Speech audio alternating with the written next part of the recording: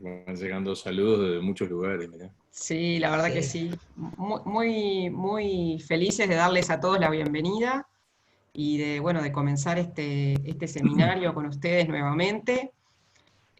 Cuarta edición, pero ya les adelantamos que no la última, aunque teníamos pautadas 4 reuniones, ya tenemos 2 más en proceso que les comunicaremos en el día de hoy, un poco debido al éxito que tuvieron y a las necesidades que todos nos fueron planteando en estos días, así que bueno, es un gusto y realmente un placer que nos estemos encontrando durante todas estas semanas y como decía Tere, en este espacio, en este espacio en común que tenemos para encontrarnos, para potenciarnos desde la Cámara Uruguaya de Turismo.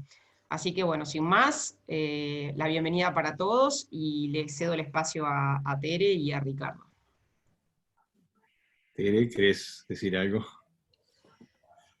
Sí, estaba, estaba abriendo el espacio para las preguntas. Bueno, nuevamente buenos días a todos los que se fueron sumando. Es un gusto hoy tener esta charla junto a Ricardo Chiesa. Hoy vamos a hablar de escenarios, la gestión de escenarios en tiempos de crisis. Y vamos a presentar para los que no lo conocen. Ricardo es psicólogo egresado de la UDELAR, tiene un posgrado en Dirección de Empresas por la Universidad Católica y es magíster en Administración de Empresas también por la Universidad Católica. Es docente de esta universidad en diversas facultades y en diversas asignaturas de grado, posgrado y maestría, y es consultor y experto asesor de diversas entidades públicas a nivel nacional, a nivel internacional, en el Banco Interamericano de Desarrollo, en el Programa de Naciones Unidas. Ha sido gerente de capital humano y de marketing, de asuntos corporativos, de cambio organizacional y de programas de microfinanzas, y hoy por hoy es uno de los integrantes de nuestro equipo de consultores del proyecto de fortalecimiento empresarial de la Cámara Uruguaya de Turismo y de INEFOP. Ricardo, te damos la bienvenida. Un aspecto técnico, recordarles a todos los participantes que se va a hacer la presentación, la exposición por parte de Ricardo, y tienen el espacio de preguntas y respuestas para hacer distintas consultas que van a ser respondidas al final de la charla.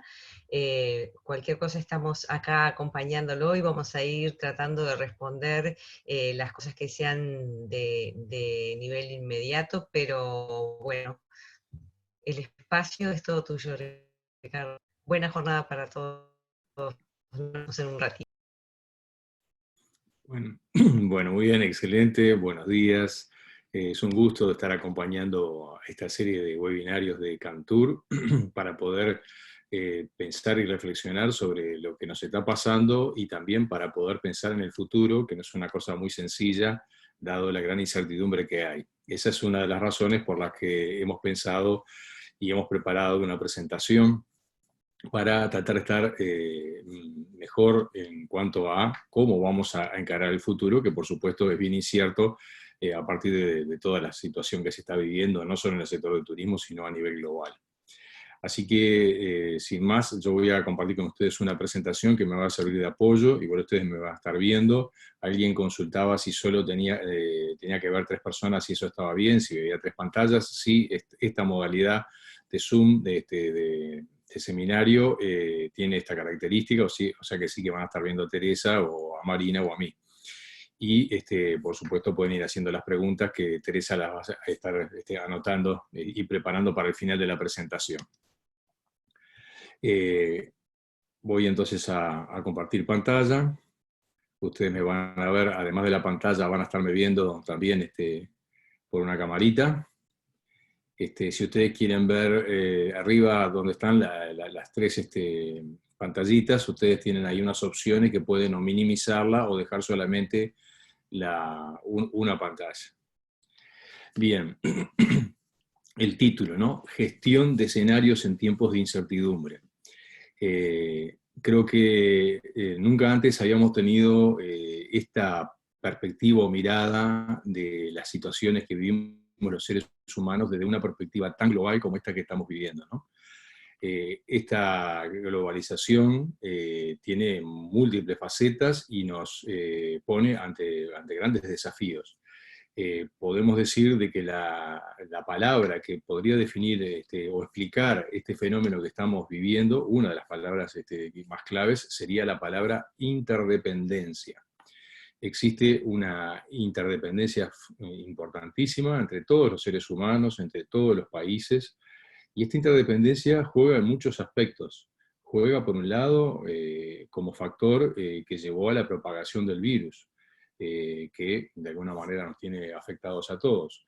También esa misma interdependencia juega a favor cuando, por ejemplo, en un tiempo tan corto es posible de que en nuestro país se pueda detectar cuál es el código genético de este virus, ¿no? Porque, bueno, existe obviamente capacidades en nuestro país, pero también porque existe una red internacional de conocimiento, de información, de comunicación, que hace que cuando la llamada gripe española se llevó decenas de millones de personas fallecidas, esta pandemia tan severa, de alguna manera tiene cifras sensiblemente menores.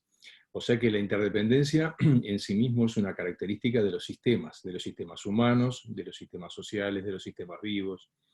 Estamos dentro de un gran sistema que es la humanidad, digamos, y bueno, y somos profundamente interdependientes.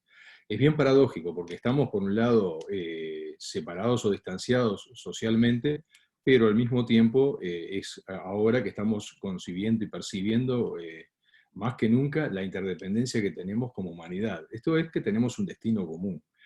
Incluso este fenómeno que estamos viviendo de estar conversando desde distintos lugares y poder yo estar haciendo la presentación, no deja de ser también la aceleración de un cambio que ya existía, porque la digitalización y las telecomunicaciones son un tipo de tecnología que viene desde hace largo tiempo desarrollándose. Recuerdo que hace ya más de 10 años que yo ya hacía consultorías a distancia, ¿no? Con Centroamérica, con algunos viajes presenciales, pero con muchas reuniones virtuales también, o sea, y hace más de 10 años, ¿no? O sea que estamos con un fenómeno que lo que ha sucedido es que se ha intensificado. Si vamos a ver un poco, entonces, qué es lo que estamos viviendo, ¿no? Es de que el futuro nos resulta incierto, ¿no? Vivimos una gran incertidumbre porque el futuro es desconocido. Me contaba Tere que en algunas encuestas que se han hecho aparece que un porcentaje muy alto de operadores turísticos, de empresas, de emprendimientos, hoy están cerrados. Y eso es algo poco visto desde hacía mucho tiempo, ¿verdad? Así que por ese lado, sin duda que tenemos una situación bien crítica. Y la pregunta que nos hacemos es, ¿cómo puedo yo planificar? ¿Cómo puedo yo encarar mis compromisos? ¿Cómo va a ser el sostén, digamos, de mi vida, de mi familia? Si no sé cuánto va a durar esto, si no sé cómo se va a producir esa reapertura, si no sé cómo van a funcionar las actividades humanas en general y en particular los servicios turísticos después de que se produzca una reactivación, ¿no habrá un rebrote? En fin, hay una cantidad de preguntas de ese tipo. Observamos con atención qué van haciendo otros países, obviamente que tratamos de mirar los que tuvieron dificultades mayores y los que no tanto, los que hicieron las cosas aparentemente mejor, y tratamos de sacar lecciones aprendidas de todas esas circunstancias. Una de las cosas que tenemos los seres humanos es que aunque nunca vivimos la misma realidad cada día, pero buscamos ciertos patrones de conducta, ciertas acciones, vemos sus resultados, sus beneficios, y esa es una de las formas que tenemos de aprender, mirando hacia atrás y mirando hacia adelante. De alguna manera podemos decir de que nada fracasa tanto como el éxito. ¿Esto qué quiere decir? Arnold Toynbee, que es la persona que dijo esta frase, es un historiador que estuvo observando cómo las civilizaciones, cómo las sociedades humanas tienen dificultades y suelen caer por su propio éxito. Esto es, nos vamos aferrando a un statu quo, a una manera de funcionar, y mientras no aparecen elementos externos, muchas veces que nos obligan a cambiar, o que no nos obligan, no sé, pero nos desafían a cambiar, mientras tanto vamos como abrazando ese éxito. Inclusive, en muchos casos, lo abrazamos demasiado tiempo. Muchas de las actividades empresariales muchas veces van decayendo porque a veces estamos como aferrados a una manera de trabajar y de actuar que funcionó en el pasado, y ese éxito que hemos tenido en algún tiempo atrás nos impide muchas veces ver dónde pueden estar las oportunidades de las nuevas maneras de operar, de funcionar, de dar servicios, de trabajar. Hay una regla en ese sentido que se llama la regla del retorno a cero, ¿no? Que es que el pasado no garantiza nada en el futuro si se opera un cambio de paradigmas, ¿no? Acá tenemos el reloj como un símbolo del tiempo, y cuando hablamos de un cambio de paradigmas estamos hablando de los supuestos fundamentales sobre los que se construye una cierta actividad humana.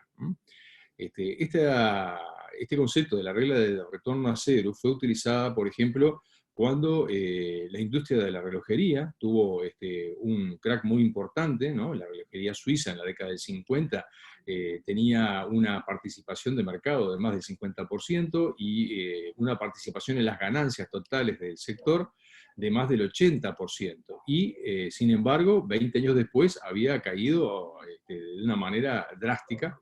Y esto es debido a que había existido un cambio de paradigma, ¿no? Que era que, bueno, que los relojes mecánicos ya no eran tan precisos ni tan baratos y económicos como lo eran los relojes que son a base de tecnología digital. Así que esto puede pasarle del cambio de paradigma a todos. Y en este caso podemos decir en parte que estamos asistiendo a un cierto cambio de paradigma. Si bien el teletrabajo, el teleconsumo, el teleaprendizaje, la telemedicina y tantas otras cosas ya en parte existían, sin embargo, lo que ha habido es una aceleración fenomenal. Es como que hubiéramos saltado 15 o 20 años hacia el futuro, pero lo hicimos en prácticamente unas semanas. Y esto es algo de lo que estamos todos observando, ¿verdad? Y en ese caso, lo que nos enseña un poquito estas experiencias es de que básicamente tenemos que pensar cuáles de nuestros supuestos deberíamos de cambiar. Y parte de lo que vamos a estar haciendo es revisando si podemos modificar algunos paradigmas para que nos permitan tener supuestos más efectivos para la situación que estamos viviendo ahora. Una cosa importante es que las personas y las organizaciones podemos elegir o no un nuevo paradigma. En realidad depende de nosotros. Es importante esta frase: no estamos predeterminados genéticamente para ver el mundo de una manera o de otra. Esto es lo que nos va a llevar justamente a tratar de ir comprendiendo por qué ante la misma situación una persona puede estar viendo una oportunidad y otra persona puede estar viendo una amenaza. Tiene mucho que ver con la forma que tenemos de ver el mundo, ¿verdad? Y ese es como el paso a veces más difícil que uno tiene que dar cuando está ante un cambio.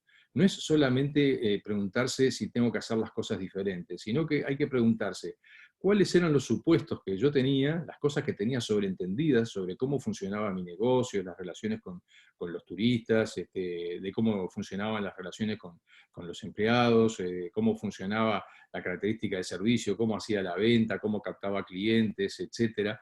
Todo eso probablemente tenga algunas modificaciones. Entonces tal vez tenía supuestos que yo los voy a tener que revisar. Y eso en sí mismo no es ni malo ni bueno. Lo que sí me acerca a tal vez tener la posibilidad de aprender a adaptarme al mundo que de alguna manera estoy viviendo ahora, ¿verdad? Estamos viviendo ahora. Cuando hablamos del futuro, hablamos de, en este caso, de mucha indeterminación o incertidumbre. Y cuando uno piensa en la incertidumbre, uno a veces le huye un poco. Uno piensa que la incertidumbre es algo malo de por sí. Sin embargo, no necesariamente lo es totalmente, ¿verdad? Esta persona, Heisenberg, hace ya un largo tiempo es uno de los creadores de la física cuántica.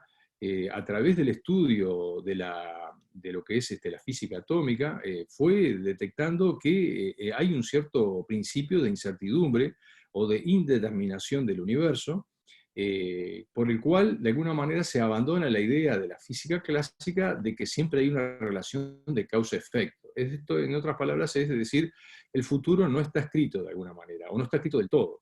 Uno también lo puede escribir.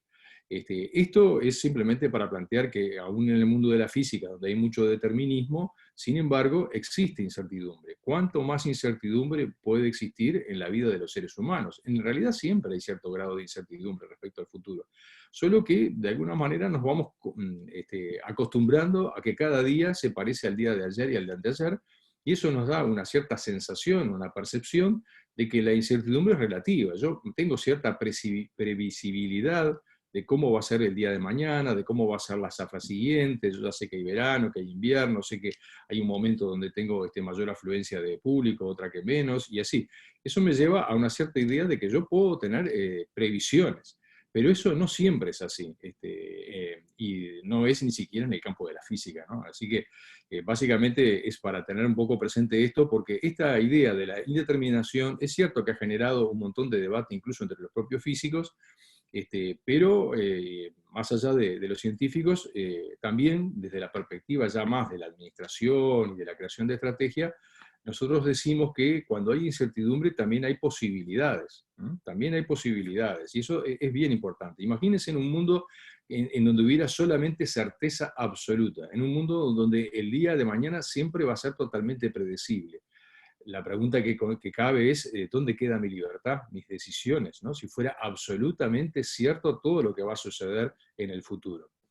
Bueno, felizmente no es así, ¿eh? Y una de las razones por las que hay incertidumbre es porque los observadores, cuando observamos cualquier cosa, así sea que analicemos nuestro negocio, el mercado, qué es lo que va a pasar con el COVID, cualquier cosa que estemos observando, siempre la estamos mirando desde el lugar donde nosotros estamos parados. Entonces, las personas podemos ver un mismo objeto, una misma situación y verla de distinta manera. En este caso, si ustedes ven la lámina, pueden ver un conejo, o otros estarán viendo de repente un ave, ¿verdad? En fin, este tipo de imágenes multiestables lo que demuestra es que los seres humanos tenemos la posibilidad de ver el mismo problema desde muchas miradas. En la misma persona podemos cambiarnos de sombrero, podemos tener distintas perspectivas.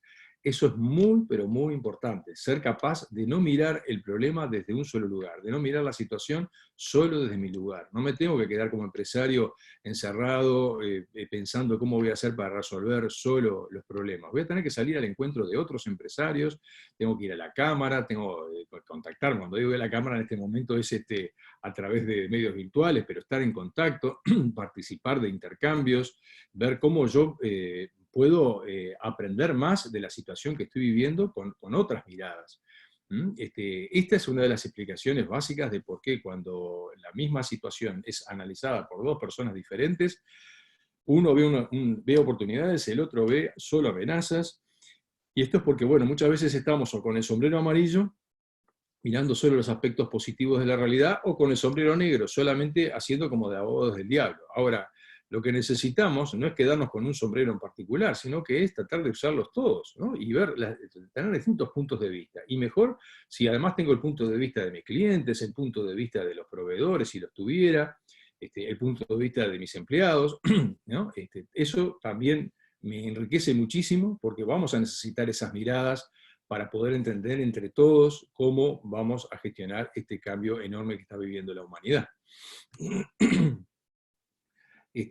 Para poder representar un poco la sensación de incertidumbre, acá hice un pequeño gráfico donde aquí puse cómo era un poco antes la gestión. Cuando yo estaba gestionando mi negocio, mi actividad, mi empresa, mi organización, lo que tenía era algunos futuros posibles, ¿no? Acá puse algunos. Había menos incertidumbre, tenía incertidumbre, pero menos. En este momento, la sensación que tenemos es que hay más futuros posibles, esto es, hay más incertidumbre. Ahora la pregunta que cabe, ¿eso es un problema o es una oportunidad? ¿Sí? Desde cierto punto de vista lo vemos sí como un problema, pero también es una oportunidad, depende de cómo lo veamos, ¿sí? Depende de cómo lo estemos viendo. Y esa es un poco la invitación que vamos a plantearles, de que veamos los dos aspectos o las dos miradas, ¿sí? O las dos miradas. Estaba mirando por las dudas que había algunos chats, pero bien, perfecto, continuamos. veamos un poquito más cómo trabajar este tema de la imprevisibilidad o el hecho de que hay muchos futuros posibles, ¿no? En ese sentido, es bien interesante lo que plantea Deepak Chopra, que es un referente mundial vinculado al tema de la salud, ¿verdad? La medicina y la medicina basada en conceptos cuánticos, y que plantea que lo que hay que hacer es transformar lo imprevisible en posibilidad creativa, ¿no? Cuando hay más futuros posibles es cuando más creatividad podemos tener. Y cuando digo creatividad, fíjense una investigación que muestra que los niños son sumamente creativos, son muy, muy ocurrentes. Así lo hemos sido todos en cierta manera. Ahora, parece ser que el sistema educativo, ¿no? Y el proceso de socialización nos lleva a imaginarnos de que cuando hay un problema existe una solución única y que lo que tenemos que hacer es tratar de descubrirla, ¿no? 2 más 2 tiene que dar 4, no puede dar 5 o 6, ¿verdad? Y con esa lógica de trabajar los problemas con un pensamiento, digamos, muy, muy convergente hacia una única solución, hemos ido matando la capacidad de ser más creativos, ¿no? Que cuando aparece incertidumbre utilicemos más la creatividad. Chopra dice de que tenemos que abrirnos al campo de infinitas posibilidades que existen para cada uno de nosotros. Somos cada vez, digamos, en ese sentido, tenemos mucha capacidad de poder crear el futuro. Para poder pensar en cómo trabajar y crear ese futuro, acá tenemos uno de las pequeñas bases que utilizamos para poder construir escenarios. Una forma que tenemos de planificar nuestra actividad es imaginarnos antes qué tipos de mundos posibles va a enfrentar nuestro negocio, qué tipo de mundos posibles vamos a tener que, de alguna manera, gestionar. Puede haber más de un escenario posible, ya que si el futuro no está escrito, yo me puedo imaginar escenarios más favorables y más desfavorables. Para poder entender un poquito más esto, acá tenemos varias formas de tratamiento del futuro, ¿no? La primera es el pronóstico, ¿no? Que es un juicio razonado sobre lo que va a pasar en el futuro. Otras son las predicciones, ¿no? Que utilizamos imágenes exactas de futuros probables, digamos así. Otra forma de tratar el futuro es hacer previsiones, o sea, acciones inmediatas para futuros probables, ¿no? Tomo una serie de recaudos, por ejemplo, bajo un poco mi presupuesto, capaz que alguna de las personas que trabajan conmigo están ahora en seguro de paro, hago una serie de previsiones. Luego, la proyección es basada en comportamientos estadísticos anteriores o comportamientos estadísticos de otros países, de otros sectores. Yo puedo llegar a hacer una cierta proyección de cómo van a ser las ventas, de qué es lo que cuándo se va a reabrir la actividad y demás. Este tipo de forma de trabajar el futuro hoy está muy complicada porque tuvimos un quiebre, de alguna manera, de lo que eran las tendencias. Así que es probable que no podamos hacer proyecciones solo pensando en cómo eran las cosas en el pasado. Después tenemos otra metodología que es la prospectiva, que es buscar concebir el futuro a partir del futuro mismo, ¿no? Es una visión de más largo plazo, ¿no? Y no trato de adivinar el futuro, ¿no? Sino me imagino varias posibles situaciones que se podrían dar, ¿no? Una, que tengamos una reapertura relativamente rápida y que volvamos a algo muy parecido al anterior. Otra, que tengamos una reapertura parcial y volvamos rápidamente del anterior, al estado anterior. Otro escenario, que vayamos a una reapertura parcial, pero con rebrotes, y que tengamos que volver otra vez a recluirnos y hacer cuarentenas de diverso tipo. Otra, de que esto se prolongue por un largo tiempo y entonces tengamos que estar de repente hasta capaz que la temporada que viene. Y así podemos seguir imaginando posibles escenarios. Esto también puede estar combinado con otro tipo de factores, ¿no? Como por ejemplo, cuál va a ser, más allá de cómo va a evolucionar lo del coronavirus, cómo va a ser el tiempo que va a llevar entre que se descubre una vacuna y que se pueda distribuir entre toda la población. Estamos hablando de miles de millones de personas. Otro escenario podría ser ver los factores económicos y las reacciones que va tomando cada país, y cuál es la que toma el nuestro, ¿no? Cuál es el camino que se va retomando para una reactivación. Entonces yo lo que voy haciendo es listando distintos escenarios, ¿eh? Y bueno, algunos seguramente voy a considerar que son más favorables que otros, pero tengo que repensar también qué oportunidades me ofrece cada escenario. A su vez, hay otra forma también de trabajar el futuro, y es lo que llamamos el futuro aspiracional. Esto surge de los anhelos que tiene la gente, por ejemplo, que está en una organización. Tiene que ver con qué sueños son los que yo tengo hacia el futuro, por los que vale la pena desarrollar y aplicar el talento. Y aquí los invito a que piensen en cuáles son sus sueños también personales, no solamente los empresariales. A veces están unidos, además, ¿no? Si el emprendimiento que yo tengo es un emprendimiento familiar o es la principal fuente de ingreso de mi familia, es probable que ambas cosas están bastante unidas, ¿verdad? Y por qué vale la pena ese sueño, ¿no? De alguna manera esto nos ha puesto, esta situación que estamos viviendo, nos ha puesto a todos ante la necesidad de repensarnos como personas y preguntarnos qué es lo realmente importante, ¿no? Y bueno, eso no está mal, en realidad, en definitiva, ¿no? Cuando lo que parecía lejano, que era un mundo mucho más tecnológico y teletrabajado, y etcétera, parecía lejano, se nos viene tan de cerca, se nos adelanta tanto para lo que puede ser nuestra imaginación y percepción, es momento de decir, bueno, realmente yo tengo que pensar también qué es lo que quiero obtener de mi vida, ¿no? ¿Qué quiero cosechar de mi vida? Eso es una buena pregunta también. Entonces tenemos varias formas de trabajar o de darle tratamiento al futuro, y vamos a ver un poco por estas dos formas, la prospectiva y la de la visión, ¿no? Y créanme que estos son dos modalidades que son bien potentes, porque nos ayudan a prepararnos mejor y a dialogar mejor y a encontrarnos mejor con otras personas con las que a veces necesitamos estar en interacción, en interdependencia, para poder manejar este tipo de desafíos tan grandes que estamos viviendo todos los seres humanos.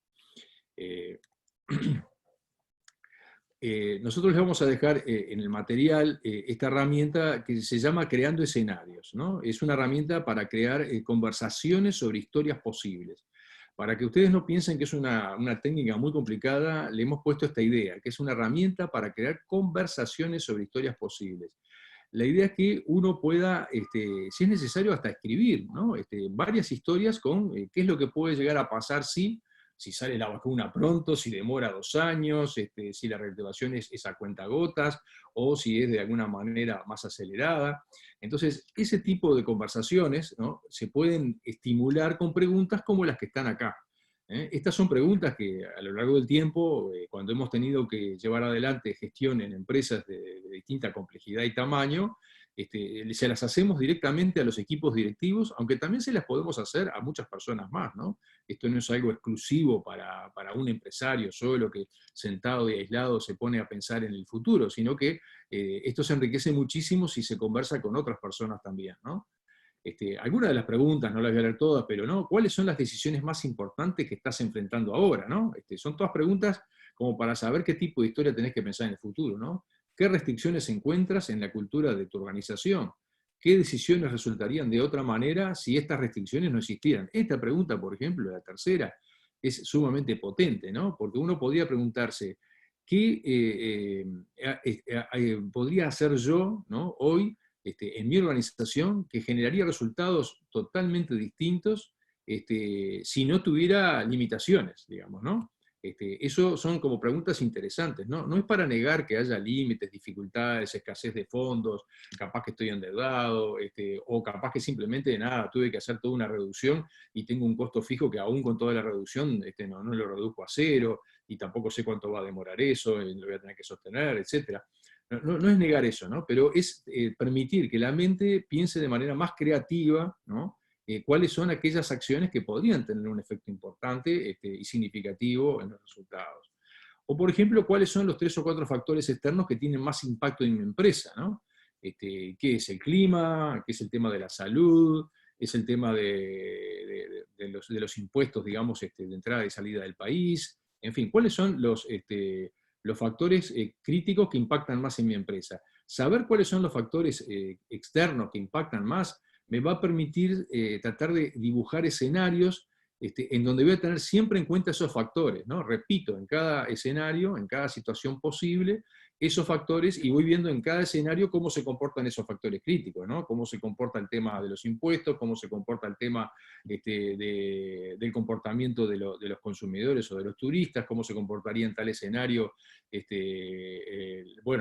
otros empresarios y así, ¿no? Me pregunto cuáles son las las opciones probables para cada escenario y empiezo a combinar situaciones. Se me pueden dar situaciones combinadas. Yo puedo hacer 3 escenarios mínimo, 4, 5, 6, los que surjan de las historias. ¿Y por qué decíamos de una herramienta para conversaciones? Porque esas historias las podemos conversar con las personas de confianza, ¿no? Y podemos decirle, ¿y cómo la ven ellos? ¿No? ¿Qué es lo que ven? ¿Qué es lo que no ven? Y todo eso lo vamos acumulando y nos va enriqueciendo para pensar el futuro. El otro punto es que además de crear las historias, tenemos que crear las estrategias, ¿no? ¿Cómo vamos a crear estrategias para manejarnos con distintos escenarios, ¿no? Y ahí nos preguntábamos qué necesitaríamos hacer a partir de nuestras fortalezas y debilidades, que es un balance estratégico, en que estamos fuertes y débiles, para sobrevivir, prosperar y cumplir con nuestra misión como empresa, ¿verdad? Y ahí tenemos que hacer una lluvia de ideas, y una de las preguntas más interesantes que a uno le surge es si hay estrategias comunes a todas las situaciones, o sea, si hay alguna estrategia común a todos los escenarios. Esto parece al principio algo casi imposible, pero sin embargo, si uno piensa un poco, hay algunas cosas que sí te sirven, ¿no?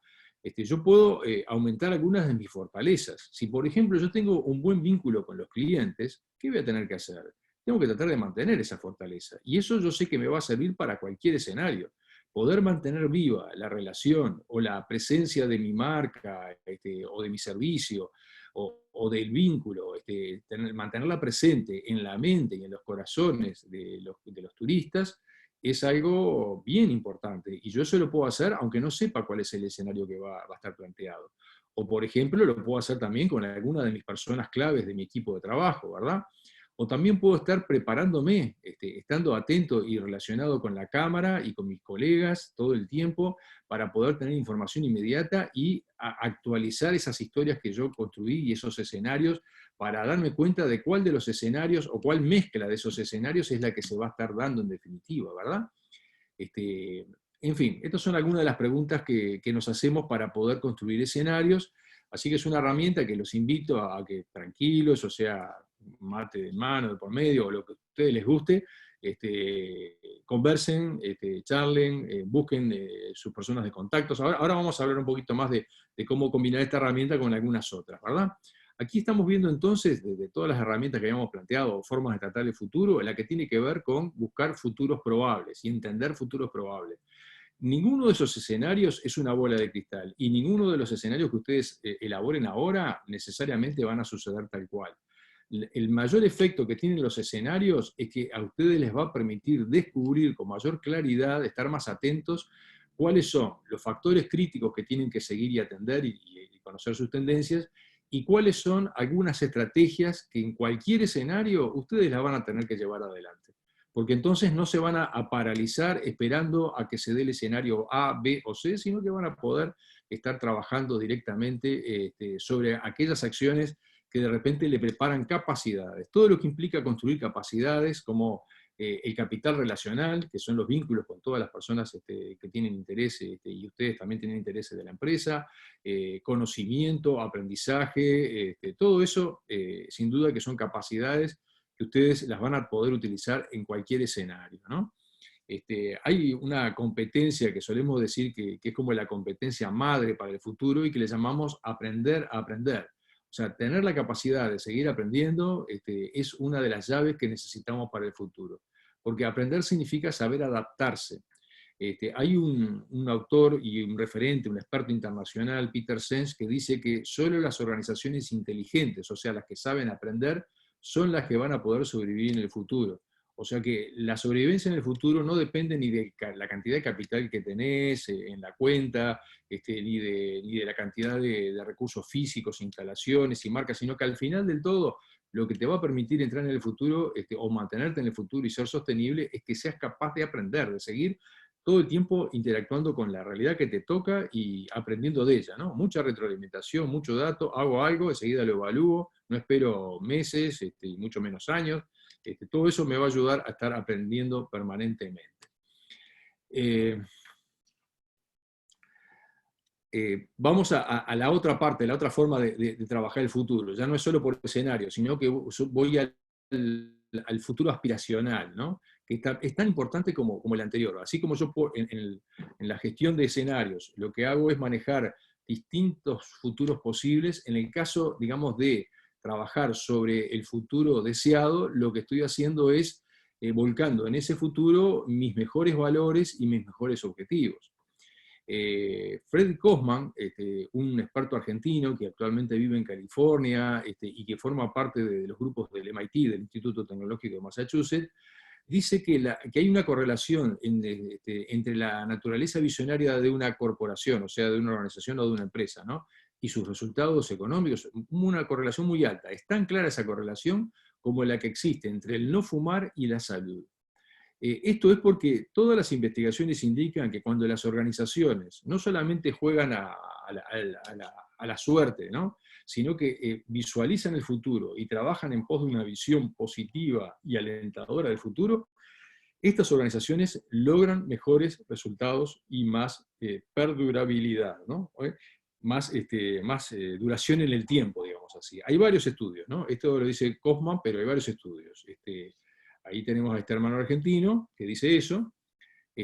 Hay investigaciones, por ejemplo, Collins y Porras, que estudian cuáles son las compañías que duran más tiempo, las más perdurables. Dicen algo bien interesante. Yo traigo algunos de estos números porque uno diría, la visión de futuro es una cosa tan intangible, ¿qué me hablan del futuro? Si yo no sé el mes que viene cómo voy a estar plantado en mi negocio, ¿por qué tendría que estar pensando en el futuro? En definitiva, ¿eso qué me va a dar respecto a mis ingresos? Entonces, por las dudas, muestro algunas investigaciones que muestran esto, ¿no? Esta investigación de Collins y Porras plantea que las compañías visionarias alcanzan resultados extraordinarios en el largo plazo. Si uno hubiera invertido $1 el 1 de enero de 1926 en el índice general de mercado norteamericano, explican estos autores de una obra que se llama Construidos para Durar, como verán están trabajando cómo sobreviven las empresas, ¿no? El 31 de diciembre de 1990, imagínense cuánto tiempo pasó ahí, esta inversión de $1 habría crecido a $415. Por otro lado, si esa misma dólar lo hubieran invertido en una compañía visionaria, en lugar de $415 hubiéramos obtenido $6.356. ¿Qué está queriendo decir esto? De que el valor de una organización visionaria, el valor de esa compañía, es muchísimas veces superior al de la organización que simplemente se adapta pasivamente al entorno. Cuando una organización es visionaria, tiene un gran empuje hacia adelante, ¿no? Entonces vamos a tratar de entender más por qué es este fenómeno, ¿no? ¿Por qué perduran más las organizaciones que tienen una visión de futuro? No solamente lo hacen estas compañías visionarias, acá hay otra investigación de Kotter y de Hesketh, de la Escuela de Negocios de Harvard, que plantean que cuando una compañía tiene una arraigada cultura de respeto por los clientes, los empleados y los accionistas, o sea, los dueños, superan por un enorme margen, que en este caso fue una investigación de 11 años, a las compañías que no tenían esa cultura. Y ahí van a poder encontrar de que las compañías de mayor éxito aumentaron un 901% contra el 74% de las compañías menos exitosas. La diferencia es que las exitosas eran capaces de tener una visión de futuro que tenía en cuenta nada más y nada menos que a sus clientes, a sus empleados y a sus dueños, ¿no? Integraba todos sus intereses. Esto también es bien importante, o sea que la visión de futuro no puede ser una visión de futuro para mí, tiene que ser una visión de futuro que abarca también a otros actores, los debe integrar, los debe reflejar de alguna forma, ¿verdad? Pero para no ver solamente experiencias latinoamericanas, escuchemos un minuto a Luis Pérez Aguirre, un jesuita que se dedicó a los derechos de la infancia en nuestro país, y que decía una frase que cuando yo la manejé en una crisis anterior, que ahora les contaré un poquito más, en la crisis del sector financiero del año 2002, realmente esto le dio mucho aliento a muchas personas, ¿verdad? Entonces, ¿qué decía Perico, que así le llamábamos, ¿no? Él decía, debemos comprender que el futuro no brota del presente, sino al revés. Es el presente lo que brota del futuro. Parece un trabalengua, la voy a hablar de vuelta, ¿no? Debemos comprender que el futuro no brota del presente, sino al revés. El presente es lo que brota del futuro. Lo voy a representar en una gráfica para entenderlo un poquito mejor, ¿verdad? Solemos pensar de que el futuro es la consecuencia de lo que hacemos en el presente, y eso en parte es verdad. Sin embargo, cuando yo en este presente me imagino el futuro que yo quiero alcanzar, ¿no? Qué cosas quiero cosechar de la vida, qué cosas quiero lograr con mi organización, cómo quisiera de alguna manera proyectarme en el futuro a largo plazo inclusive, no solo a corto, en mi relación con mis clientes, con mis empleados, etc. Yo me imagino el futuro, y ese futuro que me imagino me incide en el presente. O sea, porque yo me imaginé un futuro, y mejor si es un futuro compartido, eso me da energía para cambiar mi presente. Yo mi presente lo cambio por el futuro que me imagino. Y esto lo estamos haciendo todo el tiempo, ¿no? Si bien tenemos tremenda incertidumbre, nadie duda de que va a tratar de darle, si tiene, por ejemplo, hijos, nadie duda que va a tratar de darle el mejor futuro para los hijos, no para el mes que viene, sino va a tratar de darle las herramientas y el acompañamiento y el apoyo y el afecto para que el futuro, dentro de 15, 20, 30, 40 años, puedan realmente tener una vida feliz y productiva. O sea que el futuro no dejamos de proyectarlo y no nos deja de llamar a la acción en el presente. Espero haber sido claro con esta explicación de que imaginarse un futuro te cambia el presente, ¿sí? Es un poco lo que quiere decir esto. Cuando yo tengo una imagen positiva del futuro, que tiene que ser positiva, alentadora y compartida, es como una cuerda que tengo atada al otro lado del río. Nosotros estamos como, nuestras empresas tienen que cruzar el río de la incertidumbre, el río del COVID-19, que no sabemos si va a durar 3 meses, o 1 año, o quién sabe, o va a tener momentos un poquito más de calma y más de turbulencia. Pero si yo tengo una visión de futuro, es como alguien que se tira al agua porque la tiene que cruzar, pero del otro lado, de alguna manera, tenés un punto de llegada, una referencia. Tu navegación no va a ser recta, no vas a ir exactamente en la línea recta, ¿no? Vas a tener tironeos. Pero si tenés una imagen de futuro clara, eso te va a ayudar muchísimo a corregir el rumbo o irte adaptando para llegar a tu destino, ¿sí? Dicho en otras palabras, cuando yo hago esta forma de gestionar el futuro, que es la forma aspiracional, no la de los escenarios, ¿no? Sino la aspiracional, yo puedo decir que estoy soñando pero con los pies en la tierra, ¿no? Ese sería un poco una manera, una definición. No es que me vuelvo un lírico y me olvido de que hay problemas, pero tampoco es que me vuelvo un pragmático estrecho que solamente pienso de que tengo que pensar en el día y después se terminó la historia, no tengo más nada que hacer. No me vuelvo un escéptico contra la realidad, simplemente acepto que la realidad puede llegar a ser mi aliada, ¿no? Porque también me va a brindar oportunidades, no solamente dificultades. Una manera de representarlo es esta, es imaginarse en un gráfico que la realidad presente la tenemos en este rectángulo que está acá, que la visión de futuro deseado la tengo aquí arriba en este rectángulo, y que lo que tengo entre medio es una tensión creativa, ¿no? No es una tensión nerviosa, esto es un llamado a pensar creativamente cómo puedo resolver las cosas. En el futuro deseado me tengo que preguntar, ¿qué sería tener éxito para mí, para mi familia, para mi empresa, para mi cámara empresarial, para mi país? En la realidad presente me pregunto, ¿dónde está la información? ¿Qué tengo que recopilar?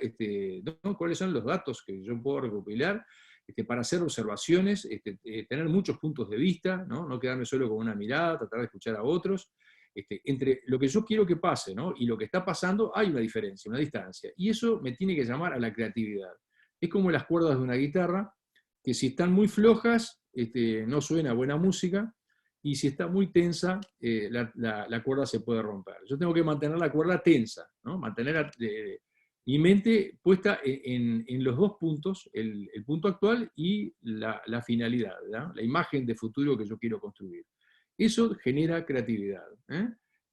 Cuando me vuelvo muy, muy, muy negativo, de repente es que me estoy quedando solo mirando la realidad y me olvidé del futuro que yo puedo construir. Me olvidé de que yo tengo, como dice Chopra, infinitas posibilidades, que soy un ser de infinitas posibilidades. Cuando me olvido de eso, me puedo volver una persona bastante escéptica, hasta sarcástica, y bastante negativa respecto a la realidad, ¿no? Voy a notar todos los peros, pero no voy a cambiar nada, en definitiva, ¿no? La corriente me va a llevar. La otra postura, que es la de negar la realidad y pensar de que no hay problemas y simplemente hablar de un futuro maravilloso, pero que en realidad no pongo ningún pie en movimiento para hacer el camino, tampoco transforma el mundo. O sea que necesito que ambas miradas las tenga integradas. Como decía un poco antes, los seres humanos tenemos la capacidad con nuestra mente de mirar la realidad desde muchos puntos de vista. Acuérdense del conejo y del pato, ¿no? Y del ave que vimos hace un ratito. Yo puedo ver la realidad de muchas maneras. Tengo que aprender a ejercitar esa capacidad que tenemos de pensamiento lateral los seres humanos. Ni que hablar de que cuando estoy generando estrategias, muchas veces lo que hacemos es reaccionar ante el incendio en la puerta, otras veces hacemos prevención. En este caso, cuando trabajamos con una visión de futuro, lo que hacemos es crear el futuro aprovechando las oportunidades. No negamos la realidad, pero aprovechamos oportunidades. Ahora trataremos de pensar un poquito sobre eso, ¿no? Esta estrategia empresarial tiene más probabilidades de crecimiento y sobrevivencia que estas otras, ¿no? Ni que hablar, ¿no? Así que, por lo tanto, la invitación es a hacer escenarios y también darse un tiempo para pensar cómo me gustaría verme y que me vieran como empresa, como organización o como lo que fuere, incluso podría ser como persona, en el tiempo, ¿sí? Pero ¿cómo ser creativo? Porque de repente se me acabaron las ideas, ¿no? Se me agotaron. ¿Qué tengo que hacer? ¿Llevar un lápiz y un papel al baño cuando me estoy en la ducha a ver si se me ocurre una idea genial? Bueno, vamos a pensar un poquito brevemente sobre eso. Lo que tengo que hacer es tratar de generar la mayor cantidad posible de alternativas con la mayor cantidad posible de personas a las que pueda invitar a hacerlo, ¿no? La mayor cantidad posible de alternativas. Para hacer esto, tengo que evitar criticar las ideas demasiado pronto, ¿no? Las tengo que dejar que reposen y las tengo que utilizar esas ideas para crear otras nuevas ideas. El modo de censura y de crítica que tanto tenemos los seres humanos, el modo mental de estar juzgándolo todo muy rápidamente, no ayuda a la creatividad. Somos demasiado prejuiciosos. A veces ni nos damos cuenta de lo tanto que hacemos esto, pero así es un poco como solemos actuar las personas. Y bueno, la invitación es a no tener tan rápido el juicio, ¿no? Como para decir, eso no va a funcionar, eso ya lo hicimos y no funcionó, eso no existe, eso se le debe haber ocurrido a otro, yo ya ni me pongo a pensarlo.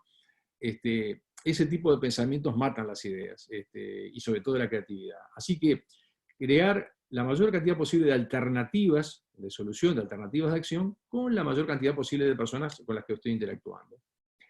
En lugar de utilizar el pensamiento o, ¿no? Pues yo puse acá un ejemplo muy de ahora, o vamos a vivir en un mundo digital o vamos a vivir en un mundo presencial, en lugar de pensar de que el mundo siempre es A o B, vamos a entrar a tener un pensamiento Y, un pensamiento de combinación o de integración de ideas. Esto es, un mundo digital y también presencial, ¿no? ¿Vieron cuál fue el cambio que de alguna manera hice, ¿no? En vez de pensar que la alternativa A y B, ¿no? El mundo digital y el presencial son opuestos, acá me lo imagino como combinable. Esto es lo que llamamos un pensamiento de tercera alternativa o pensamiento creativo. Este mismo tipo de pensamiento y es el que da como resultado esos datos tan impactantes de empresas visionarias que integraron los intereses de los dueños, los accionistas y los empleados y lograron resultados decenas y centenares de veces superiores a las empresas comunes, porque trabajaban con este pensamiento y. Aquí les estoy transmitiendo una de mis reflexiones, que creo que el mundo que se viene no es como un péndulo, no es que volvemos. Ahora el péndulo vuelve a una posición y a otra, ¿no? A un extremo y a otro. Ahora nos fuimos al extremo de lo digital. ¿Volveremos a un extremo de presencialidad absoluta? Bueno, yo creo que no. Ahora creo que las empresas que sean capaces de poder sacar lo mejor de la digitalización y lo mejor de la presencialidad, van a estar sin duda en mucho mejores posiciones que aquellas que no son capaces de combinar ambas cosas. No hay una guerra entre lo digital y lo presencial, ¿no? Y lo estoy diciendo porque es uno de los temas más críticos que tenemos ahora, ¿verdad? En realidad, el telecomercio, ¿no? El teletrabajo está funcionando relativamente más dependiendo del sector y de la actividad. El sector turístico, obviamente, que depende muchísimo de la presencialidad en muchísimos aspectos. Nosotros lo que vivimos son experiencias, y las experiencias las hacemos en una lógica de 360 grados. Esto quiere decir de que el turista está envuelto por nosotros, ¿no? Es como que lo abrazáramos, entre que le da la comida en el restaurante, el que lo transporta, el que le da el alojamiento, el que le da el paseo, el que le hace la historia cultural del lugar que visita, y así sucesivamente, ¿no? Dependiendo del tipo de turismo que sea, ¿no? Porque hay varios tipos de turismo, obviamente. Nosotros tenemos como una lógica de crear experiencia a partir de la presencialidad. pero la verdad es que estamos en un mundo que se volvió muy digital. Entonces, ¿cómo hago yo para interactuar e integrar ambas cosas? Bueno, acá les cuento que cuando yo le planteé este tema a un amigo que está hace 15 años dedicado a desarrollar negocios de economía virtual, me dijo, pero mirá que hay más de 8 formas de crear valor de manera digital. Solo que la mayor parte de las personas ni siquiera se lo imaginan. Y bueno, este es un ejemplo. A veces se puede vivir una experiencia también de manera virtual, y capaz que haber vivido una experiencia virtual a una persona la lleva a decidir posteriormente ir al lugar y vivir la experiencia real, ¿no? Que, dicho sea de paso, a veces la experiencia real no es tan buena como la virtual, ¿no? Esto dicho por gente que lo ha hecho, ¿no? Que ha pasado por algún tipo de viaje o de turismo virtual, ¿no? Estas cosas que también existen, nada, hay que estar atento, ¿no? Y más que pensar de que son una competencia, capaz que incentivan a la gente que cuando se vaya generando la reapertura, haya también un deseo muy, pero muy grande de mucha gente de tratar de salir. El asunto es para dónde van a salir, ¿no? Y de qué marca se van a acordar, de qué destino turístico se van a acordar, de qué país se van a acordar, cuál es el que les gustaría. Aún suponiendo que el mercado sea más chico en un comienzo, las personas lo que están haciendo es juntando ganas de vivir experiencias, ¿no? Del tipo que vivían antes o parecidas. Tengamos en cuenta eso también, ¿no? Entonces, en esta transición, en este periodo intermedio de incertidumbre, vamos a tener que pensar cómo nosotros mantenemos esos vínculos con esos clientes. Y a propósito de eso, la empresa turística, para ser sostenible, no solo debe tener una previsión, digamos, de desarrollo de una capacidad y una estrategia para distintos escenarios, y una visión del futuro positiva y compartida, sino que además debemos tener en cuenta las expectativas e intereses de los clientes, los dueños, la sociedad y el medio ambiente, obviamente, los colaboradores, los proveedores, porque la gestión estratégica debe tener en cuenta a todos los actores relevantes que están vinculados con nosotros. Todas las interacciones nuestras, cuanto más de relaciones de ganar-ganar sean, en todos estos casos vamos a poder tener una mayor sostenibilidad, siempre y cuando sepamos cuáles son los intereses que tienen todos. Y yo voy a agregar ahora un actor más. Estos son como las relaciones de interdependencia. Hoy hablaba al principio de la interdependencia a nivel global y planetario, ahora vamos a hablar de la interdependencia a nivel de la empresa, ¿no? Que también existe, obviamente, relaciones de interdependencia. Y acá pongo un actor más. Además de mi empresa, están los complementadores competidores. ¿Qué quiere decir esto? De que yo tengo que estar en contacto con los complementadores competidores, porque con ellos también yo puedo crear oportunidades. Un ejemplo de los más típicos son los destinos turísticos. Los destinos turísticos, en realidad, que haya una oferta variada de restaurantes, de paseos, bueno, de alojamientos y demás, contrariamente a lo que uno podría pensar, que uno podría decir, somos competidores, entonces nos estamos repartiendo una torta escasa. Sin embargo, es a la inversa, generas atracción, siempre y cuando tengas un posicionamiento, digamos, como conglomerado o como clúster. O sea que busques, por ejemplo, la calidad de todo un sector, ¿no? Supongamos la alimentación o la gastronomía, ¿no? Decir, bueno, no, en realidad tenemos que lograr todos tener un nivel de calidad como sector, de manera tal de que no exista experiencias desilusionantes de los turistas por haber venido a este destino, de forma tal que cuando se vayan quieran volver y le cuenten a otros y contagian, ¿no? Entonces, el trabajo con los competidores vistos como complementadores, que también lo son, es clave. Ya sea que sean competidores o que no sean competidores, porque también existen complementadores que son de cadena de valor, ¿no? Cuando de repente alguien tiene una empresa de transporte y se combina con un alojamiento y bueno, y trabajan juntos para tener para captar una afluencia de clientes, ¿verdad? Entonces, trabajar con los complementadores es clave, y en eso la Cámara, ¿no? Tanto Camtur como las subcámaras o las cámaras sectoriales, son claves para esto, ¿no? Son claves. Solo para que tengan una idea, hay algunos estudios que muestran de que la competitividad de los países está basada en la competitividad de los territorios. Uno pensaría que esto es para el turismo, pero para que se hagan una idea, ¿saben cuál es el conglomerado o clúster territorial más importante del mundo y más innovador? El Silicon Valley. allá en San Francisco. Es uno de los modelos principales de conglomerado. O sea, es un polo de atracción que combina todo tipo de empresas tecnológicas, pero también de otro tipo, y de servicios, y de universidades, y también es un lugar para vivir muy, muy atrayente en general, ¿no?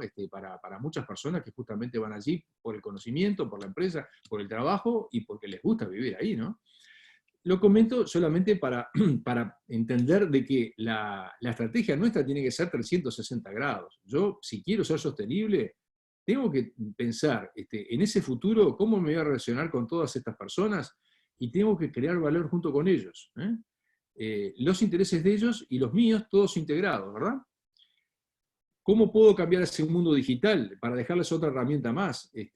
Bueno, recuerden que todo cambio debo encarar varios pasos, ¿no? Crear conciencia de la necesidad de cambiar, lograr el compromiso de los líderes de la organización, si es media grande, ¿no? Es decir, las principales personas que tienen mayor ascendencia, crear una visión compartida del cambio que quiero hacer, dar oportunidad para que todos se apropien del cambio, planificar los éxitos de corto plazo para mostrar de que estás avanzando y seguir cambiando, no quedarte con el primer éxito, y consolidar lo logrado incorporándole la cultura de la empresa. Esto es lo más difícil, ¿verdad? Vivir en un mundo digital implica un cambio de cultura, que no significa eliminar lo presencial, ¿no? Como decía antes, tenemos que integrar ambas cosas. ¿Y qué puedo hacer con mi mente que no para de preocuparse? Yo decía en el video de invitación que cuando pensamos en cómo gestionar nuestras empresas, no nos olvidemos que nosotros somos personas y que tenemos momentos que las cosas se nos pueden venir como arriba y que no son fáciles, ¿no? Incluso hay momentos que algunos hablan de la soledad del directivo. Yo no pienso tan así, creo que el que siente eso es porque no está mirando para los costados y no está pensando en la interdependencia en la que está, y que ser interdependiente es también una oportunidad. Pero por las dudas que algunos tengan momentos de flaqueza, les quiero compartir, por último, algunas ideas y pensamientos que a mí me ayudaron en el año 2002, cuando tuve que gestionar la crisis financiera del 2002, tasa de desocupación casi del 20% en el país, corrida de depósito del 45%, cesación de pagos, de la cadena de pagos de todo el país. Los que tengan algunos años más se acordarán de lo que fue esa crisis. Tuve que ayudar a gente a que no se quitara la vida, tuve que ayudar a una organización a que diera la cara ante más de 100.000 ahorristas y más de 1.000 personas vinculadas a la tarea de manera directa o indirecta, al trabajo. Y bueno, me ayudó muchísimo algunas de estas imágenes, ¿no? Por ejemplo, la de Víctor Frank, este psicólogo que lamentablemente por ser judío vivió en los campos de concentración, y que se dio cuenta que la pregunta no es qué puedo esperar de la vida, sino qué espera la vida de mí, ¿no? Esto es lo que decía Víctor Frank en el medio del Holocausto, hablando con gente que cómo hacías para infundirle algo de esperanza. Cuando yo en el año 2002 tuve que enfrentar la crisis del sector financiero, yo decía, si Víctor Frank pudo ayudar a la gente, ayudarla a tener una esperanza en medio del Holocausto, ¿cómo no voy a poder yo tener la capacidad de poder ayudar a otros a que tengan más fe y esperanza de que el futuro es incierto, pero vale la pena hacer algo para que el futuro se parezca a algo más positivo? Y lo que Víctor Frank descubrió, y que fue la base de lo que es la logosofía, ¿no? Una corriente de psicología, es que las circunstancias externas pueden despojarnos de todo, menos de una cosa. Hay una cosa que siempre te queda, en el Holocausto te queda esto, ¿no? O sea que la libertad de elegir cómo responder a esas circunstancias. Dicho en otras palabras, yo no puedo elegir qué es lo que me va a pasar en el exterior, pero sí puedo elegir qué respuesta doy. Eso siempre va a pertenecerme a mí. También lo decía Martin Luther King, esta frase me dio mucha, mucha fuerza en su momento. Si supiera que el mundo se acaba mañana, yo hoy mismo plantaría un árbol. Esta idea fantástica de que yo no hago las cosas hacia el futuro por la posibilidad de que las cosas vayan bien, sino que las hago porque lo que estoy haciendo vale la pena, aunque pase lo que pase después en el futuro, ¿no? Eso es un verdadero ejemplo de proactividad, ¿no? No me pregunto tanto, ¿me va a salir o no me va a salir esto? No me pregunto eso, me pregunto, ¿lo que voy a hacer realmente vale la pena? Porque tiene que ver con mis intereses, los intereses de mis empleados, de los clientes, de los proveedores y demás. Esa es como la pregunta que me hago. O por ejemplo la de Nelson Mandela, ¿no? Alguno habrá visto la película Invictus, y ahí aparece que Mandela tenía un poema que él sabía de memoria y que decía en su cárcel, donde estuvo añales, para darse fuerza, y decía, no importa cuán estrecho sea el portal, cuán cargada de castigo sea la tendencia, soy el amo de mi destino, soy el capitán de mi alma. Fíjense ustedes qué frase, ¿no? Estaba preso, ¿no? Cuando se decía a sí mismo esto, o sea que teóricamente no era amo de nada, ¿no? Ni siquiera de salir de los 5 metros o 3 metros cuadrados en los que estaba. Sin embargo, se había dado cuenta de que él era el amo de su destino, el capitán de su alma. Esto es realmente un ejemplo de proactividad, ¿verdad? Para eso, ¿cuál es la herramienta? Pregúntense de todo lo que ustedes tienen en la cabeza para hacer, cuáles son las cosas que ustedes pueden hacer porque dependen solo de ustedes mismos, de ustedes mismas. Luego se preguntan qué cosas les preocupan pero no dependen solo de ustedes. Y por último, ¿cuáles son las cosas que no deberían de preocuparles porque no dependen de ustedes ni de las personas con las que tienen contacto? ¿De qué me tengo que ocupar si soy proactivo? De este círculo de influencia. ¿Qué es lo que depende de mí? Empecemos por acá. No nos paralicemos por pensar de que hay tantas cosas que suceden, que el mundo es incierto y bueno, no puedo hacer nada. No, no es así. Algo hay que hacer seguramente. Algo yo puedo llegar a encarar en el plano de mis capacidades, de mis relaciones, de los vínculos, con clientes, con proveedores, con los competidores, con los complementadores, con la cadena de valor. Tengo que estar en contacto, tengo que trabajar con ellos, tengo que probar escenarios, ensayar nuevas formas de resolver la forma de empezar a comercializar o de posicionarme para cuando haya una reactivación, ¿verdad? ¿Qué cosas dependen de mí? Es el ejercicio, comenzar el cambio por uno mismo, ¿sí? Bueno, por último termino con una brevísima historia. Hay un cuento muy antiguo que dice que había una vez un maestro en el Oriente, que estaba en un monasterio y unos aprendices, había dos aprendices que dijeron, dos alumnos que dijeron, vamos a poner a prueba al maestro. Cazaron un pájaro vivo, lo llevaron entre las manos y tapado, ¿no? Entonces se lo mostraron al maestro, los dos, y medio se reían, y lo querían poner a prueba, y le dijeron, maestro, tenemos un pájaro en nuestras manos, ¿está vivo o está muerto? El truco era que si el maestro decía que estaba vivo, lo iban a apretar y entonces el pájaro iba a estar muerto. Y si el maestro decía que el pájaro estaba muerto, dos opciones, lo iban a abrir las manos y como estaba vivo, iba a volar.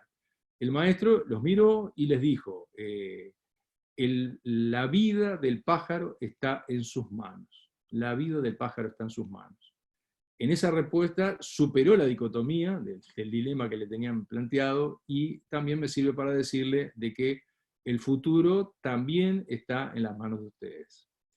Bueno, les agradezco mucho que me hayan escuchado y voy a salir del modo de pantalla para ver si hay algún tipo de consulta o pregunta, ¿sí? Bueno, muchísimas gracias, Ricardo. Realmente este cierre, si ya nos tenía un poco en silencio y concentrados toda la charla, nos deja mucho para reflexionar. En primer lugar, el agradecimiento de absolutamente todos los participantes, todos los asistentes en cuanto al planteo, la iniciativa, la forma, el hilo, todos son excelentes, y gracias. Tenemos un par de preguntas y comentarios que te los comparto rápidamente. En un momento tú estabas hablando de los cambios y nos decía uno de los participantes, bueno, hay que llamar las nuevas normalidades, todas estas circunstancias que rodean a los efectos de esta crisis, que como tú decías, nos cambió totalmente los paradigmas. Sí, para que sean nuevas normalidades, va a tener que pasar un tiempo, porque hablar de normalidad es hablar de algo que nos hemos acostumbrado, son los nuevos hábitos de trabajo, los nuevos hábitos de interacción con los clientes, la nueva forma de comercialización. Se ha transformado en algo natural que no nos llama la atención. Eso es la normalidad, digamos, ¿no? Algo que sucede con naturalidad. En otras palabras, en términos un poco más técnicos, sería que hemos incorporado a nuestra manera de sentirnos como personas, como empresarios o como trabajadores o lo que fuere, hemos incorporado la nueva forma de vida. Otros dirían, mi identidad como persona hoy incluye el nuevo funcionamiento de las cosas. Eso sería la normalidad. La verdad que al principio no va a suceder eso, no vamos a vivir una nueva normalidad, nos va a parecer anormal la forma en la que vamos a estar viviendo, ¿no? Lo que la expresión nueva normalidad creo que apunta es a darnos cuenta de que vamos a tener que generar nuevos hábitos en la forma de trabajar, en la forma de comercializar, en la forma de tomar decisiones, en la forma de liderar a las personas, en la forma de relacionarnos con el medio ambiente, en la forma de relacionarnos con los competidores. Vamos a tener que encontrar nuevas formas. Va a pasar a ser una nueva normalidad luego de un tiempo y que hayamos aprendido e incorporado esos hábitos.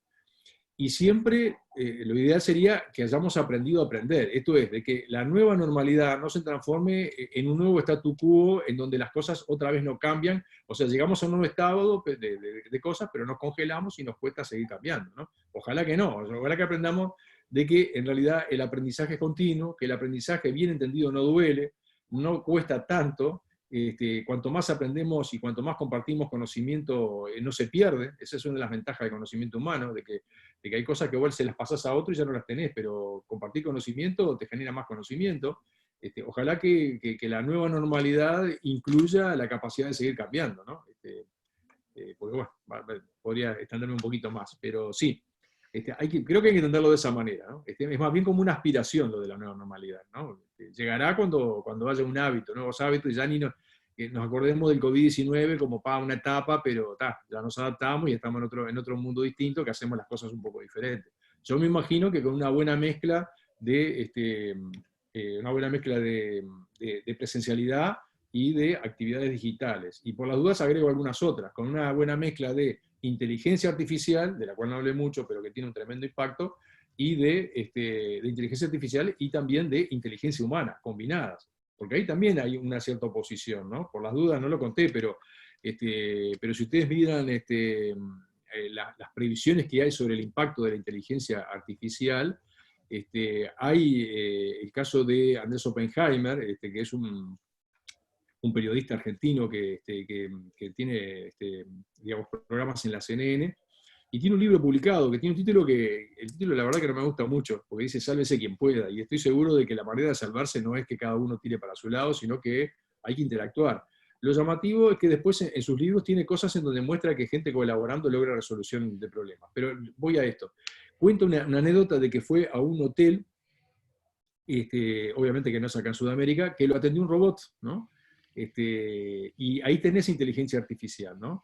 Y ahí queda como el interrogante, ¿no? Es otro de los dilemas que se vienen. No lo vemos tanto porque ahora lo que nos impacta es esto de lo digital y de la telecomunicación, pero eso está ahí también, y se va a desarrollar y se está desarrollando muchísimo. Entonces, o me peleo con eso, o me pregunto, ¿qué puedo hacer para que me complemente y pueda sacar lo mejor de la inteligencia humana? A eso se le llama inteligencia ampliada, que es la inteligencia artificial junto con la inteligencia humana ayudándose mutuamente. El caso de un médico, ¿no? Que tiene de pronto un robot que le hace la anamnesis inicial en base a preguntas y respuestas del paciente, ya le busca posibles diagnósticos en una base de datos que el médico sería imposible que se las estudiara, ni aunque estuviera toda la vida sentado en un escritorio leyendo, pero el robot se lo hace, y después el médico con todos esos prediagnósticos, él termina de completar la visión holística y el manejo del vínculo con el paciente, ¿no? No sé si se entiende con el ejemplo que estoy diciendo, pero más que pelearnos con la tecnología, veamos cómo la podemos utilizar a favor de nuestros objetivos y visiones, ¿verdad? Capaz que nos da más tiempo también, algún día, para trabajar un poco menos horas, y de repente hay un montón de cosas que las hacen los robots y estamos un poco mejor. En fin, es una de las alternativas. Hay muchas formas de gestionar eso. Hay otro capaz que está pensando otra cosa, distinta. Pero yo creo que tenemos que ser responsables y meternos en ese mundo, porque es un mundo que está, que se viene, que ya existe, y tratar de integrarlo también a nuestra mirada, ¿no?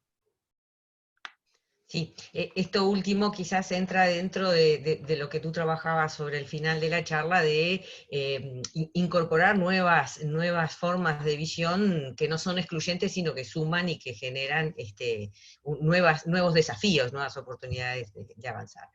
Tenemos una pregunta que también la trabajaste un poquito sobre el final, pero capaz que está bueno afinar un poquito más, y tiene que ver, cuando hablamos de la visión como planificación, podrían ser objetivos en lugar de sueños, anhelos o sueños parecen ser poco concretos, o sea, ¿cómo tangibilizamos esto de decir, bueno, no es una cuestión más en el plano de la idealización a hacer algo más concreto? Perfecto, está muy bien. Cuando hablamos de la visión de futuro, hablamos de una imagen, positiva y alentadora o inspiradora, que después se traduce en un plan estratégico, se puede traducir en un plan estratégico o algo más sencillo, como por ejemplo definir objetivos. Yo puedo definir objetivos concretos a un mes, o mejor, bueno, a 6 meses, a un año, o capaz que pongo objetivos a un plazo mediano, que tienen que estar alineados con la visión de futuro. O sea, la imagen de futuro es como la cuerda del otro lado del río, ¿no? Me sirve para tironear, para movernos, para generar motivación, para que yo pueda decir, vale la pena realmente el esfuerzo. Después hay una actividad que es fijar objetivos concretos, y todavía hay una que es hacer lo que llamamos una cascada, y es del objetivo pasar a cuál es el producto o resultado concreto de mi trabajo que tengo que lograr para la semana que viene. Entonces yo hago esa tarea. Cuando estoy pensando en qué voy a hacer la semana que viene, estoy mirando mi objetivo de pronto de aquí a 3 meses, y estoy mirando mi visión al año 2021, 2022 o más allá. Las 3 cosas estoy mirando. O sea, es como que primero pongo la visión de largo plazo y luego la bajo a nivel de objetivos. Está muy bien la pregunta, porque no da el tiempo tampoco para hablar de lo que sería un proceso de planificación estratégica. Pero dependiendo también del tamaño de la empresa, ¿verdad? Porque esto puede ser, si es una organización muy grande, capaz que usas una herramienta que pasa por un mapa estratégico de objetivos, por el armado de un cuadro de modelo integral con indicadores de gestión, y después por una cantidad de pasos más que tenés que hacer para concretar, que es definir quién va a hacer la tarea, quién se encarga de qué, en qué momento se hace, cómo se ordenan las tareas en función de los tiempos. Tenés muchas cosas más para hacer. O sea que sí, cuando yo decía soñar con los pies en la tierra, es porque tenés que unir una cosa con la otra. Ahora, no hay que confundir la visión con los objetivos. Los objetivos son cuantificables y son estados más concretos de lo que yo quiero lograr, que me van a ayudar a crear esa imagen de futuro positiva. Lo que suele pasar es que cuando queremos que muchas personas estén en pos de un objetivo solo, es difícil de transmitir el objetivo en sí. Es mucho más fácil, por ejemplo, involucrar proveedores, clientes, y capaz que competidores o complementadores en torno a una visión común que a un objetivo solo. El objetivo ahora son muchos objetivos. Voy a tener varios objetivos para comercialización, varios objetivos para la parte de producción y operación, varios objetivos para la parte de la logística, puedo tener varios objetivos para la gestión de personas, puedo tener objetivos financieros. Eso es un árbol de objetivos que lo puedo ordenar de muchas maneras, unas con los mapas estratégicos de Kaplan y Norton, que están buenos, y tienen que ser definidos en función de la visión de futuro. Por eso es que puse primero la visión. Pero obviamente no nos quedamos solo con la visión. Para poner los pies en la tierra hay que pasar por algunos pasos más, ¿verdad? Objetivos, acciones, organización del trabajo, mucho liderazgo, mucho seguimiento, mucho replanificación. Algo que tenemos que recomendar es estar siempre retroalimentándonos con todo lo que va pasando y todos los efectos de las pequeñas acciones que hacemos, porque los planes ahora tienen que ser planes con visión dilatada, pero con capacidad de ajuste en el corto plazo permanente, ¿no? ¿Por qué? Porque estamos en un mundo incierto, entonces todos los datos de la realidad nos van a servir, ¿no? No sé si fui claro, espero que sí. Sí, sí. Ahí hay un diálogo de articulación, de ida y vuelta, de concretar esos sueños, como tú decías, en planes de acción que nos lleven a la acción y que no nos queden en la parálisis de mirar lo que pasa y no llevar. Tengo algunas otras consultas. Un comentario de una de las participantes que hablaba de que justamente pensaba en el escenario de la prospectiva sin conocer el nombre, ¿no? Se preguntaba si había una solución a la situación actual que resistiera a cada posible futuro. Y por otro lado comenta y coincide, ¿no? Que es un gran desafío, pero que genera una sensación de estabilidad, esto de pensar bueno, que hay que construir futuros, que hay que imaginar posibles salidas, ¿no? Pero después hay dos preguntas que también tienen que ver con esto, y una tiene que ver con cuánto influye la cultura en la inmediatez. Alguien dice que estamos en el medio del terremoto y es imposible exigirnos respuestas tan terminantes. Y van relacionadas. La siguiente dice, ¿cuáles serían los 3 aspectos de aprendizaje que deberíamos tener desde el humano con aplicación directa sobre los comportamientos sociales? Entonces son como cosas muy, muy impactantes todas. Sí, lo de la cultura de la inmediatez, hay una competencia emocional que tiene que ver con el autodominio personal. Lo pueden ver en Daniel Goleman, lo explica muy bien, pero bueno, hay otros autores, hay otros investigadores que lo tienen también. De pequeños se han hecho investigaciones, ¿no? Niños que desarrollan un poco más la capacidad de esperar la satisfacción de algo que les gusta mucho, por ejemplo un caramelo, y otros que no tienen de pronto tanta capacidad porque son ansiosos y como que no toleran la frustración de tener que esperar para poder satisfacerse en algún aspecto de algo que les gusta mucho. Las investigaciones muestran que aquellos niños que tenían mayor capacidad de diferir la satisfacción han tenido desempeños tanto laborales como profesionales como familias sumamente bien insertados en el mundo, ¿verdad? Han tenido vidas muy productivas. Estamos hablando de investigaciones que no sé cómo hacen para bancar porque investigan a gente durante 40 años, ¿no? Desde que eran niños hasta que son adultos grandes, ¿no? Y van estudiando ese comportamiento. ¿Qué quiere decir esto? De que uno de los aspectos de la inteligencia emocional es saber reconocer las distintas emociones, como la ansiedad, por ejemplo, ¿no?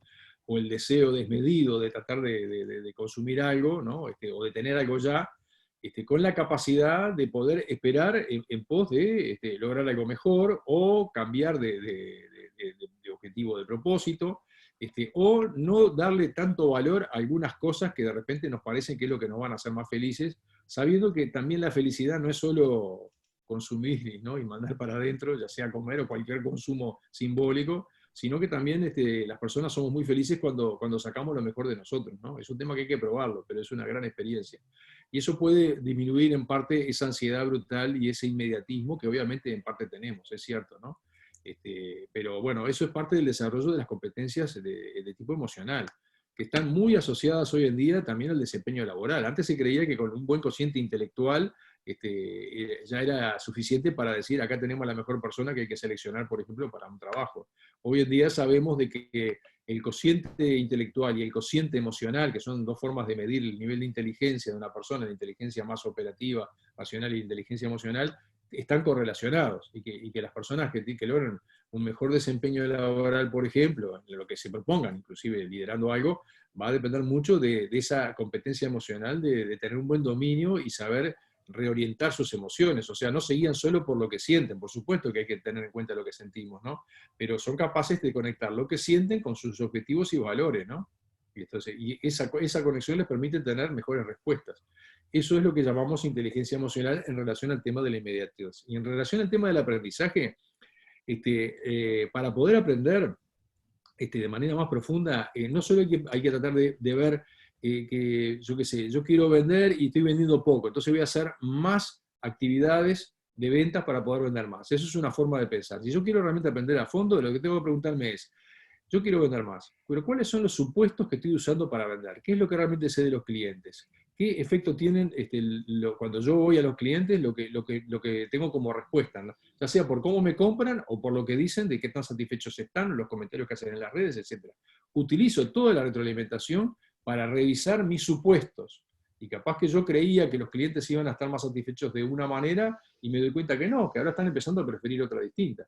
Eso es aprender, ¿verdad? Cambio la forma de hacer algo y logro el resultado que busco. Cuando yo logré el resultado que busco cambiando la forma de hacer algo, terminé el ciclo de aprendizaje. ¿Cómo lo hice? Pasando antes por los supuestos que tengo atrás de mi cabecita. No solo cambiando acciones, sino también pensando por qué hago las cosas como las hago y qué tengo que revisar de mis supuestos que capaz que no se adecuan a lo que quieren los clientes o a los empleados, sería lo mismo, o cualquier otra relación que yo tenga en la empresa, ¿no? Bien, excelente. Bueno, vamos a la última pregunta. ¿Cómo vislumbra el turismo en un nuevo escenario dentro de la educación en esta área? ¿Qué tema? Dentro de la educación. Eso, no sé, tiene varias puntas, porque por la educación pasan tanto los clientes como nosotros, digamos, que es un emprendedor, o como el empleado, ¿no? Todos pasan por la educación. Yo entiendo que una de las cosas que muchos plantean es que somos consumidores de cultura, en realidad, ¿no? O sea, somos consumidores de experiencias asociadas a valores.